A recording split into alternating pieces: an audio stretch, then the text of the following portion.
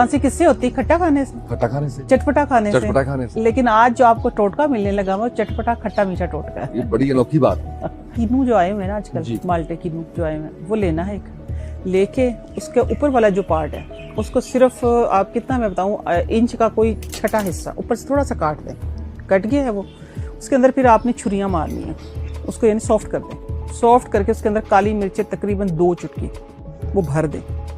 उसके बाद काला नमक, दोनों चीज़ें उसके अंदर चली गई हैं।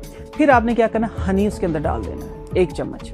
हनी को भी उसके अंदर अच्छे तरीके से कर दें और उसको फिर चूल्हे के ऊपर ना लो फ्लेम के ऊपर डायरेक्ट पकने के लिए रख। आपने चूल्हा ऑन कर लिया, ठीक है, लो फ्लेम है, उसके ऊपर आपने माल्टा रख दिया। माल्टा रख के और वो जो आपने कैप उतारी थी ना उसकी, वो कैप ऊपर लगा दें, ढक्कन लग गया, वो माल्टा पकना शुरू हो जाएगा, बाहर से हल्का हल्का जल जाएगा। आप ये कि इस तरह हम माल्टे को बारबेक्यू करते हैं इस तरह आप कर लें, ठीक है। ऊपर से वो माल्ट, अंदर से आप देखेंगे ना उसका रस पक रहा होगा, रस जो है अंदर से हनी, उस काली मिर्च, काला नमक और माल्टे का रस वो पक रहा होगा। वो पकता हुआ वो गरम जो होगा ना, गरम आपने स्पून से निकालना है।